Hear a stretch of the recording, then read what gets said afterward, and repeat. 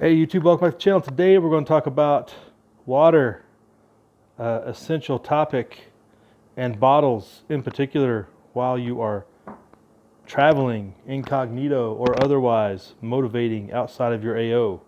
Stay tuned.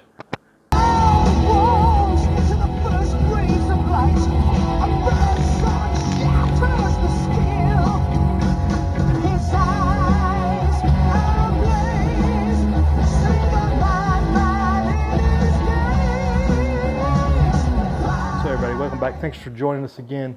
This is going to be a real quick video just as I was put in severe distress recently by watching a video by Midwest Prepper. It's been a while back actually now, I guess. It wasn't too long ago. But he was traveling about in his business routine and he notified us that he was without H2O. He had other forms of liquid hydration. Not that I would call it hydration, but liquid forms of substance, but not water itself.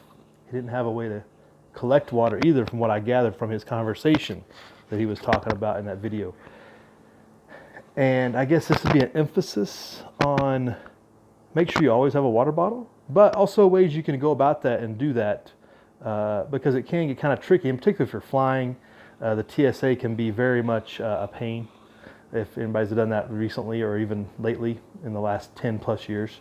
Because you can't take liquids through the checkpoint, right? But you can take an empty bottle. You should be able to carry an empty bottle through there, and there's various metal and plastic bottles, of course, that you can do that with. And what I do is take an empty bottle and buy one of these when you get through the checkpoint, or a bigger version of your favorite water type, and either fill it up or just have that extra water. And then you can use your empty water bottle when you get to your destination at a faucet, at a sink source. Simple, right? But apparently people don't think preparedness when maybe they're away from home as much as they should. Or people have slips of the mind. It happens. But, you know, I know that, and for the most part, TSA is not the best at knowing their own rules and regulations. And there have been bottles confiscated at checkpoints that shouldn't have been, because if it's empty, it should be able to go through the screener, no problem. Don't try to get a full water bottle through. Obviously, that's going to be another problem. But sometimes I have known people to have a bottle confiscated, especially in a higher security airports, your larger cities. I've heard of such things. But hopefully in your area, they're not quite as low IQ. Lack of their own rules and regulations hopefully is not as abundant, and you would be able to carry your bottle as needed. Obviously, if you're vehicle borne, it goes without saying you should carry the same bottle and water hydration device that you have on a daily basis in a go bag or your day bag, and that should go without saying. But these can get kind of bulky too. I understand that you know, an empty bottle in your bag or even on your checked bag can take up necessary room that, you know, business essentials may take up precedence. So when you get to where you're going, buy a big bottle of water or a case of water or whatever you can. Why not? It's just water. You're going to drink it anyway, right?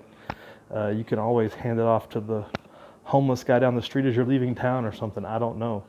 But have water with you. Cannot emphasize it enough. If you were caught in several situations we've talked about now in the last couple months about traveling and being caught in an EMP or another natural disaster of some sort away from home while traveling. If you don't have water, if you think you're going to get water in the middle of a disaster, you're way behind the power curve, way too early. So just like in your regular planning, what you do on a daily basis, when you're traveling, water, food, shelter, warmth, way to do those things is an imperative. And a water device, obviously a metal one, gives you ability to heat up what's internal, depending on what kind of water receptacle you get. Plastic one's a whole different thing, but it is, you know, lighter, durability issues, you know. Select your favorite based upon your criteria. But one thing I did want to share that I had just come across was they make these now. This had come to my attention. Basically collapsible water bottles. Similar to bladders, but this is actually, it takes the form of a bottle, and I thought that was pretty neat and may be useful for this travel scenario that we're discussing here. And I guess there's various brands out there now. This is just one of them. And checking out the book, they have different sizes, 750 milliliters and down, and a full 1 liter as well. I think this one is a 750. They are silicone, so they ask that you boil them first to remove any of the, I guess, basically products from manufacturer. Yeah, this is 750. But check out that option, especially if you're cramped for space. As you can see, this clamps down into a much smaller size, comparatively speaking, to these other regular bottles. And you take it through, that would get through hopefully a checkpoint fairly easy, no questions asked, because it is collapsed and obviously there's nothing in it. Because TSA can be lazy and not even want to look in your bottle and just take it from you anyway. But I thought that was neat, a silicone collapsible bottle as a travel option, and could be useful for somebody to look up. This is a, what brand? You could probably, let's look on Amazon, silicone collapsible bottle. This is called a S5 series. I don't even know the brand on this. Collapsible water bottle. Yeah, I don't. Obviously Chinese manufacturer. There may be a US manufacturer, maybe MSR, somebody makes one. I just wasn't aware of it.